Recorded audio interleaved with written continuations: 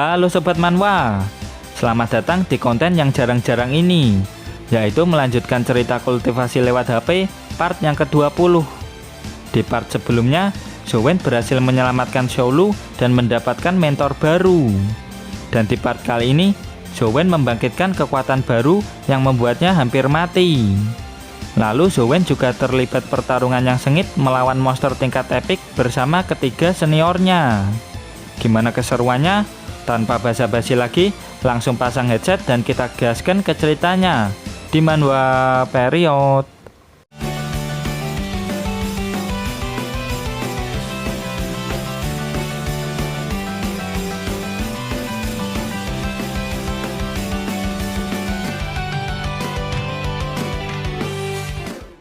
Zhou Wen memastikan apakah Dr. Yan sedang mencari pohon kematian yang menghilang kemarin.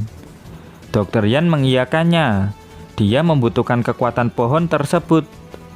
Lalu Dr. Yan bertanya, apa Zhou Wen tahu tentang kapal Theseus? Dr. Yan menjelaskan bahwa itu merupakan paradoks. Kapal Theseus adalah gambaran kapal yang berlayar selama ratusan tahun. Itu semua bisa dilakukan karena orang-orang selalu merawatnya dan mengganti setiap bagian kapal yang rusak.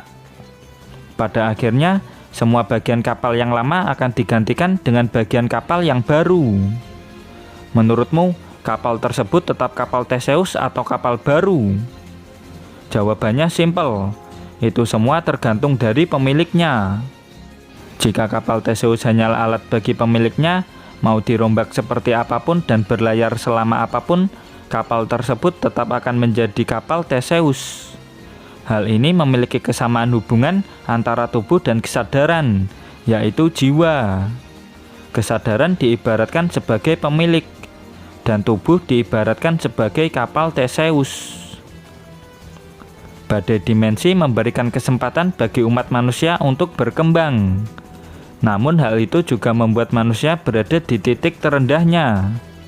Banyak manusia yang tidak bisa bertahan hidup ketika melawan makhluk dimensional yang ranahnya lebih tinggi darinya. Jika penelitiannya tentang jiwa berhasil, maka manusia akan mendapat sumber energi kehidupan baru sehingga umat manusia tidak akan berada di ranah mortal lagi. Para manusia akan memasuki dimensi yang baru. Zhou Wen tidak begitu paham dengan penjelasan panjang lebar tersebut. Zhou Wen bingung apakah Dr. Yan ini termasuk orang yang jenius atau orang yang gila. Dr. Yan mendedikasikan hidupnya untuk menyelesaikan penelitiannya. Life Providence miliknya itu juga membantunya untuk memahami konsep jiwa yang abstrak. Semua ini dia lakukan untuk membuka potensi terbesar dan kemungkinan-kemungkinan lain yang bisa membantu umat manusia menjadi ras yang lebih kuat. Kapanpun Dr. Yan mencoba untuk melepas kesadaran jiwa dari tubuhnya dan tidak peduli cara apa yang ia gunakan, hasilnya selalu sama, yaitu sekali jiwa kita terlepas dari tubuh, maka energi kehidupan yang kita miliki akan menghilang. Itulah aturannya.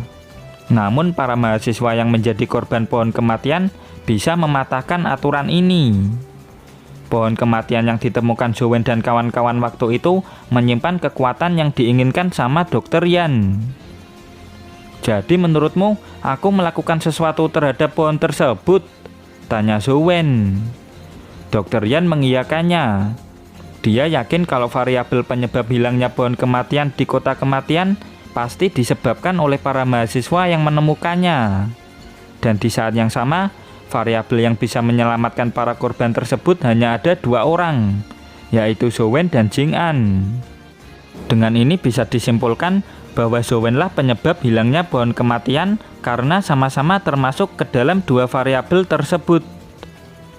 Itu hanyalah dugaanmu saja, masih banyak variabel lain yang belum kau ketahui.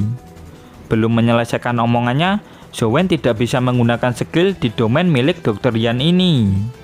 Dr. Yan tenang-tenang aja, karena dia bisa mengekstrak informasi setelah membongkar otak Zhou Wen. Mak jelep, sesuatu menusuk kepala Zhou Wen. Zhou Wen tidak menyangka bisa-bisanya seorang dokter mengorbankan manusia lain demi penelitiannya. Dr. Yan bukanlah dokter yang naif. Pengorbanan perlu dilakukan demi kemajuan umat manusia. Dr. Yan berjanji akan mencatat pengorbanan Zhou-Wen dalam sejarah evolusi umat manusia. Dan wush, aura merah menyala yang kuat tiba-tiba muncul dari dalam tubuh Zhou-Wen. Aura tersebut menelan skill jarumnya Dr. Yan. Sontak Dr. Yan langsung melompat mundur ke belakang. Tanpa Zhou-Wen sadari, Left Provident King Set aktif dengan sendirinya. Ternyata benar, aku tahu kau menyimpan rahasia, ujar Dr. Yan. Nggak pakai lama, Dr. Yan mengaktifkan skill Soul Controlling Eyes. Namun Zhou-Wen menatap Left Provident Dr. Yan dengan tajam. Dan dawas, mata makhluk tersebut langsung hancur. Dr. Yan nyaris tidak percaya dengan apa yang ia lihat. Bisa-bisanya seorang tingkat legend memiliki kekuatan seperti ini. Hancurkan penyusup, ucap Zhou-Wen mode King Side. Aura merah Zhou-Wen langsung menyelimuti Dr. Yan. Dan bawam, Dr. Yan pun lenyap ditelan aura merah Zhou-Wen. Setelah itu, skill domain Dr. Yan mulai menghilang. Sontak Zhou-Wen langsung muntah darah. Sial, sepertinya aku akan menjadi orang pertama yang tewas akibat Left Provident-nya sendiri, batin Zhou-Wen yang sudah berdarah-darah. Zhou-Wen pun langsung pingsan tidak sadarkan diri. Tak lama kemudian, Zhou-Wen pun tersadar kembali. Loh, aku belum mati, ujar Zhou-Wen. Setelah bangun, Zhou-Wen baru sadar kalau dirinya sudah mendapat pengobatan. Pak Ming Yuan menyuruh Zhou-Wen untuk jangan terlalu banyak bergerak dulu. Meskipun Pak Ming Yuan sudah menggunakan kemampuannya untuk menyembuhkan Zhou-Wen, namun Zhou-Wen tetap butuh beberapa waktu untuk memulihkan tulang rusuk dan beberapa organ dalamnya yang rusak. Ternyata yang membawa Zhou-Wen kembali ke camp adalah Zhongxia. Saat itu Pak Ming Yuan sangat terkejut melihat kondisi Zhou-Wen. Semua meridian di dalam tubuh hancur. Lalu terdengar suara tulang retak. Terus organ dalam juga menerima luka yang sangat parah. Untungnya Zhou-Wen tidak sampai kehilangan barang berharganya, terutama HP sakti miliknya. Kemudian Pak Ming Yuan bertanya, apa Zhou-Wen ingat siapa orang yang sudah menyerangnya? Zhou-Wen mengaku kalau dirinya tidak bisa mengingatnya. Lagian akan konyol jika dia bercerita kalau lukanya yang ia terima tadi akibat penggunaan Left Provident miliknya. Pada dasarnya, Left Provident itu merupakan sesuatu yang terlahir dari diri sendiri. Kekuatannya tidak akan melampaui batas tubuh penggunanya. Akan tetapi, aturan tersebut tidak berlaku untuk King Side. Ketika King Side mulai aktif, akan muncul kesadaran lain yang mengambil alih tubuh Zhou-Wen. Jika Zhou-Wen tidak bisa mengingatnya, maka itu bukanlah berita bagus. Soalnya Bang Xia juga tidak menemukan adanya jejak orang lain di TKP ketika menemukan Zhou-Wen dalam keadaan pupil mata yang dipenuhi dengan darah. Sontak Zhou-Wen langsung terkejut setelah mendengar hal itu. Soalnya itu tidak mungkin. Dirinya melihat Dr. Yan meledak akibat terkena serangan King Side. Untuk sekarang, masalah ini akan diserahkan kepada tim investigasi kampus. Lalu ketika Pak Ming Yuan menggunakan kemampuannya untuk menyembuhkan Zhou-Wen, beliau menemukan suatu hal yang menarik. Semua organ dalam Zhou-Wen terluka parah kecuali jantungnya. Seolah-olah dilindungi oleh kekuatan lain. Tanpa kekuatan ini, Zhou-Wen sudah pasti mokat. Kekuatan lain melindungiku, ucap Zhou-Wen yang cukup keheranan. Pak Ming Yuan mengatakan apabila Zhou-Wen mokat, maka Zhou-Wen akan menjadi mahasiswa pertamanya yang tewas di hari pertama setelah bergabung ke kelompok. Kemudian Pak Ming Yuan melemparkan sebuah buku ke kepala Zhou-Wen. Ucapannya barusan tadi hanyalah candaan untuk mencairkan suasana. Buku apa ini mentor? Tanya Zhou-Wen. Buku tersebut berisi tentang skill vitalitas yang bernama Seven Scattered Palm. Pak Ming Yuan tidak bisa terus-terusan menolong anak didiknya. Jadi Zhou-Wen harus bertambah kuat sehingga bisa melindungi dirinya sendiri. Nama asli dari skill itu adalah Seven Loose Kei Palm Move. Karena namanya susah dan panjang, Pak Ming Yuan menyingkatnya menjadi Seven Scattered Palm. Menurut Pak Ming Yuan, skill ini sangat cocok dengan fisik dan latihan Zhou-Wen. Dengan skill ini, seharusnya Zhou-Wen bisa berkembang lebih jauh lagi. Sambil berjalan pergi, Pak Ming Yuan mengingatkan bahwa Zhou-Wen belum bisa berjalan dengan kondisi lukanya sekarang. Setelah itu, Zhou-Wen menghubungi Li Xuan. Dia bercerita kalau dirinya sedang mengalami luka parah hingga membuatnya tidak bisa berjalan untuk sementara waktu. Jadi Zhou-Wen meminta Li Xuan supaya membawakannya makanan untuk beberapa hari. Li Xuan pun mengiyakannya dan mendoakan sahabatnya itu biar lekas sembuh. Singkat cerita, beberapa hari pun sudah berlalu. Zhou-Wen sudah bisa menggerakkan kedua tangannya. Jadi dirinya sudah bisa bermain game dan mengkultivasikan skill Seven Scattered Palm di dalam game. Tapi sebelum mulai grinding, Zhou-Wen mau login untuk memeriksa pohon kematian versi gaming. Tiba-tiba Zhou-Wen dibuat terkejut. Ada notifikasi angka 1 di ikon pohon kematian versi gaming. Nggak pakai lama, Zhou-Wen langsung login ke dalamnya. Dan dia menemukan satu kuncup bunga kematian berwarna biru cerah di pohon tersebut. Hal ini cukup aneh, soalnya sejak berada di dalam game, tidak ada orang yang menyentuhnya. Tiba-tiba, Zhou-Wen teringat dengan sesuatu. Kemarin Pak Ming Yuan mengatakan kalau dia tidak menemukan adanya jejak orang lain di TKP. Dan secara tiba-tiba, Dr. Jansen menghilang. Apa mungkin ini gara-gara Dr. Jansen? Singkat cerita, Zhou-Wen versi gaming langsung mempraktekkan teknik Seven Scattered Palm yang baru saja ia peroleh dari Pak Ming Yuan. Teknik Seven Scattered Palm ini ternyata jauh lebih baik daripada teknik pukulan 1 inci miliknya. Teknik ini memiliki setel yang unik. Setiap gerakan ditulis secara detail. Jika Zhou-Wen ingin menguasainya, maka Zhou-Wen perlu berlatih lebih giat lagi. Yang membuatnya penasaran saat ini adalah kuncup bunga kematian berwarna biru tersebut. Apa yang akan terjadi jika kuncup bunga tersebut mekar? Itulah pertanyaan di dalam benak Zhou-Wen. Kemudian Zhou-Wen berpindah ke dungeon Gua Semut Preman. Untuk yang kesekian kalinya, Zhou-Wen melawan semut preman emas. Seperti yang ia duga, skill Great Yin Wind sudah tidak mempan lagi ke si preman emas. Lalu Zhou-Wen mengaktifkan skill Dragon Gate Apsara Teknik untuk melesat lebih cepat sambil menghindari serangan semut preman emas. Akhirnya jalan menuju ke pompong putih terbuka lebar.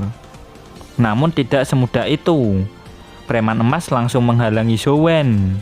Dan jelep, Zhou-Wen pun langsung game over.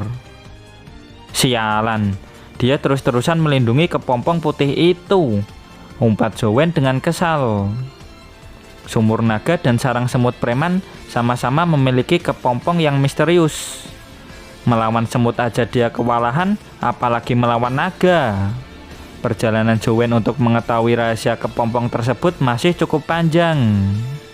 Ditambah lagi, skill terbang Apsara Teknik tidak cukup untuk menghadapi semut preman emas.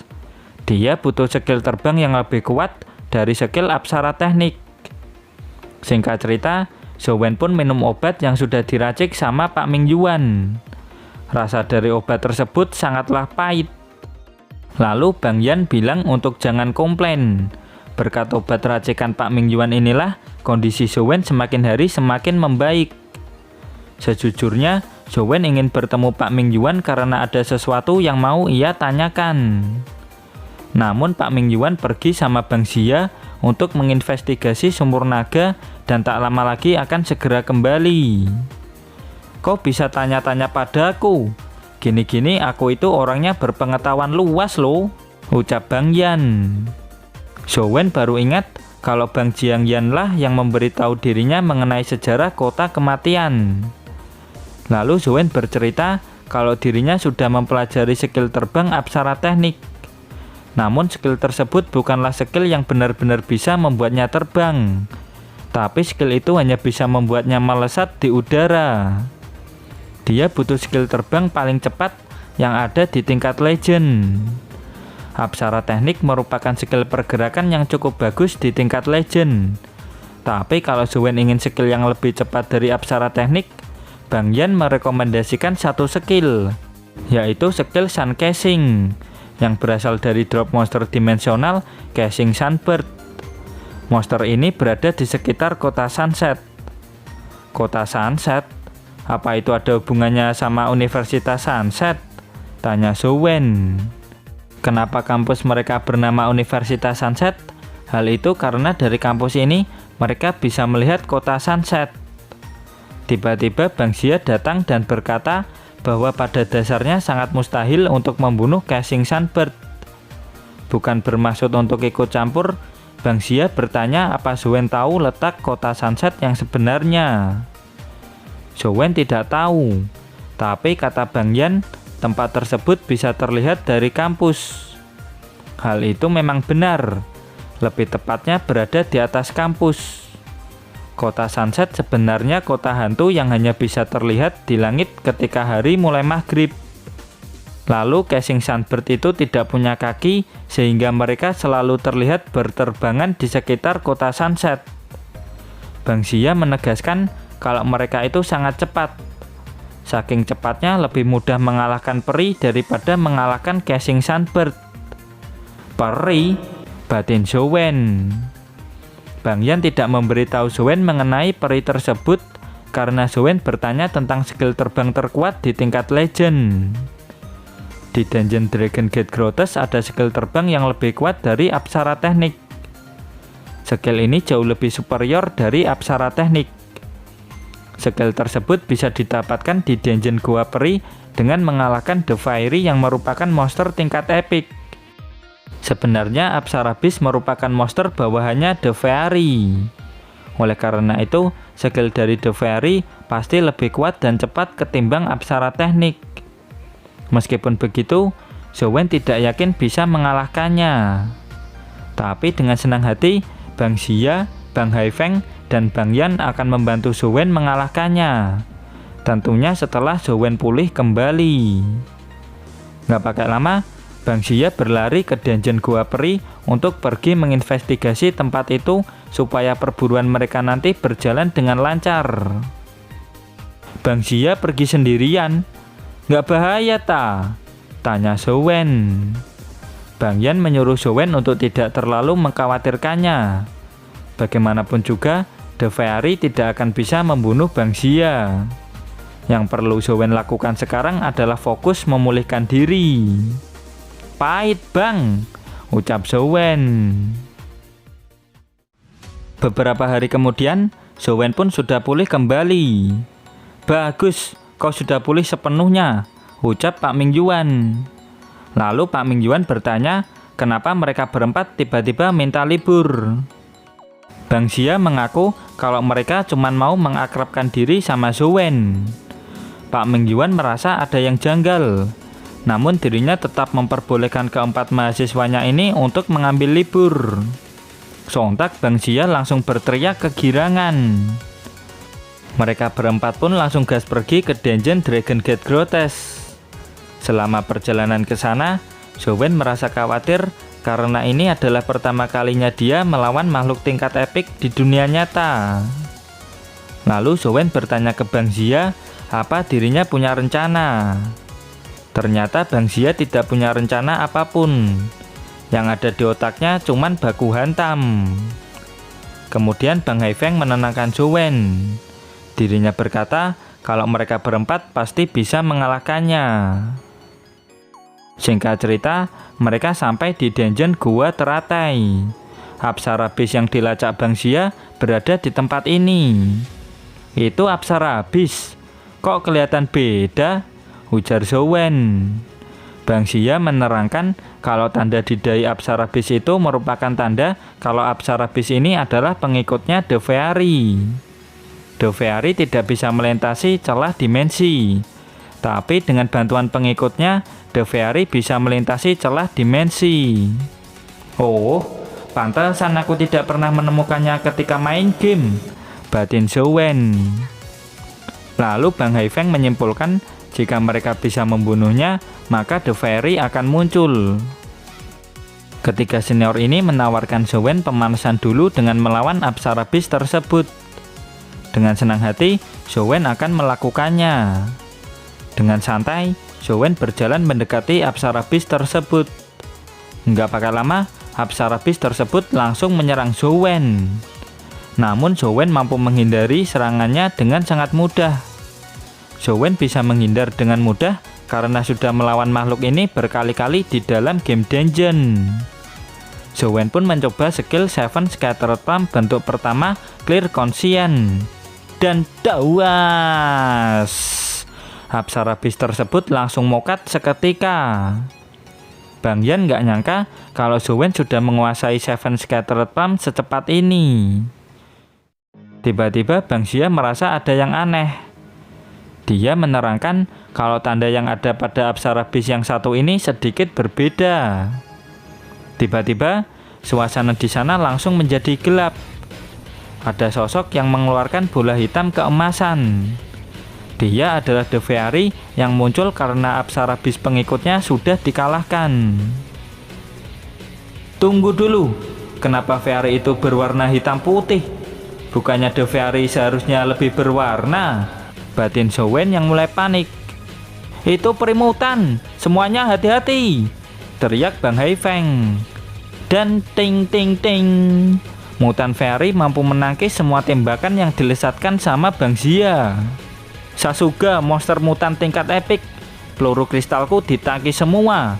Ayo kita keluar dulu dari domain miliknya, ujar Bang Xia. Dan brawak, Bang Xia menabrak dinding transparan.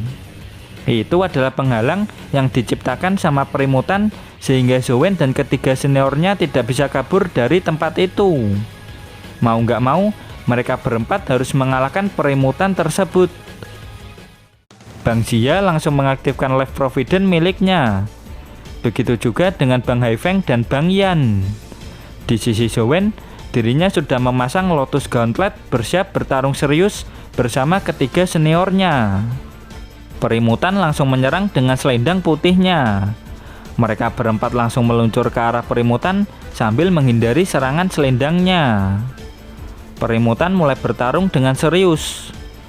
Di sisi Zowen, dia menghindari serangan perimutan dan bersiap mengeluarkan kipas Pokemon peri. Wush! Skill Gradient Wind, Zowen lesatkan. Skill Zowen bisa menangkis semua serangan selendang perimutan. Namun perimutan mampu menghindari skill Gradient Wind Zowen. Ding! Perimutan menembakkan serangan laser ke arah Zowen. Dan dawas! Bang Xia dengan sigap menangkis serangan tersebut. Jangan mati di pertempuran pertama kita, adik Zowen, ujar Bang Xia. Tidak akan, ucap Zowen sambil mengaktifkan Left Provident Taoist Body. Di sisi perimutan, lengan bagian kiri terkena efek skill Gradient Wind. Lalu perimutan bersiap menembakkan serangan sinar lasernya lagi. Dan cium! Zowen yang sudah fokus bisa menghindarinya dengan cukup mudah. Namun serangan perimutan masih menyerempet pipinya. Di sisi sebelah kanan, Bang Haifeng melesat dengan kecepatan tinggi. Kalian bertiga, cover me! Teriak Bang Haifeng. Dia mulai mengaktifkan segel yang ada di tangan kanannya. Dan di depannya, selendang perimutan mulai menyerangnya. Dengan sigap, Zowen menghalau selendang-selendang tersebut. Bang Xia pun juga melakukan hal yang sama seperti Zowen. Cover yang bagus dari Zowen dan Bang Xia membuat Bang Haifeng mampu mendekati perimutan tersebut. Lalu perimutan mulai menembakkan sinar laser ke arah Bang Haifeng. Tiba-tiba ada tali hitam yang mengikat kaki perimutan. Ternyata itu adalah Bang Yan yang mengaktifkan skill Soaring Snake. Dirinya menarik perimutan hingga terjatuh ke bawah. Dan ding! Bang Haifeng berhasil menggunakan skillnya ke perimutan. Dawas! Bang Haifeng langsung dihempaskan sama perimutan tersebut. Untung Zowen berhasil menangkapnya. Itu monster mutan tingkat epik. Jangan gegabah bang, ucap Zowen. Meskipun terluka, rencana Bang Haifeng berjalan dengan lancar.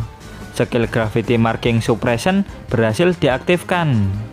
Dan tidak hanya itu, energi spiritual perimutan mulai diserap sama Bang Yan dengan skill Spirit Derivation. Di sisi perimutan, dia merasakan kalau energi spiritualnya perlahan-lahan mulai menurun. Dan sering, Bang Xia langsung menebasnya dengan skill Moon Slash. Dan dawas, dirinya langsung menerima serangan selendang peri dengan telak. Kita sudah bisa melukainya. Sekarang kita pasti bisa mengalahkannya, ucap Zhou-Wen. Pertempuran yang sebenarnya baru akan dimulai. Perimutan sudah menerima beberapa debuff. Yang pertama debuff freeze dari skill Gradient Wind yang efeknya memperlambat gerakan. Yang kedua debuff Gravity Suppression, efeknya membuat perimutan tidak bisa terbang. Yang ketiga debuff Spirit Derivation, yang efeknya menyerap energi spiritual. Dengan ketiga debuff ini, perimutan mulai kesulitan. Di sisi lain, Bang Xia mengaktifkan Moon Slash-nya lagi, sedangkan Zhou-Wen mengaktifkan Star Sword Ki Slash-nya. Mak sering dan krak, bola hitam milik perimutan mulai retak. Bang Xia sudah yakin kalau mereka berempat berhasil menang. Namun Zhou-Wen mendengar bahaya lewat anting datingnya. Sontak Zhou-Wen langsung bisa menghindari serangan selendang perimutan. Namun tidak bagi Bang Xia. Dirinya tertangkap selendang perimutan ini. Ternyata di saat-saat terakhir, perimutan tidak menyerah. Dia berencana meledakkan diri bersama Bang Xia yang sudah tertangkap. Sial, dia akan meledakkan diri, teriak Bang Haifeng. Brengsek, aku tidak bisa melepaskan ini, umpat Bang Xia. Tiba-tiba Zhou-Wen datang membantu Bang Xia. Ngapain Kodek? Cepat menjauh dari sini, bentak Bang Xia. Zhou-Wen bisa melakukan sesuatu dengan skill Ice Palm-nya. Dengan mengubah Left Provident ke Ancient Emperor Sutra, Zhou-Wen mampu melepas ikatan Bang Xia. Gak pakai lama, mereka berdua langsung melompat menjauh dari perimutan. Dan dawar, terjadi ledakan yang cukup besar. Untungnya mereka berempat berhasil selamat dari ledakan tersebut. Mereka semua cukup beruntung karena perimutan ngedrop kristal skill. Bang Xia dan Bang Yan cukup bersyukur karena pertarungan sengit ini ada hasilnya. Di sisi Zhou-Wen, dirinya akan membayar ketiga seniornya karena sudah membantunya mengalahkan monster tingkat epic. Namun Bang Xia dan yang lainnya tidak butuh uang. Jika mereka butuh bantuan Zhou-Wen di masa depan nanti, Zhou-Wen harus bersiap membantu mereka bertiga kapanpun dibutuhkan. Tentu Bang, ucap Zhou-Wen sambil memungut kristal skill tersebut. Yang jadi pertanyaan sekarang, emang tingkat legend bisa menyerap kristal skill tingkat epic? Ketiga senior ini pun lupa akan hal tersebut. Dan sayang sekali, chapter pun berakhir sampai di sini. Tapi tenang aja, kita akan lanjut lagi bulan depan. Dan terima kasih buat kalian yang selalu hadir dan komen di setiap video admin. Terus dukung channel ini dengan cara like, comment, subscribe. Dan jangan lupa kultivasikan loncengnya juga. Sampai jumpa lagi di video berikutnya. Bye-bye.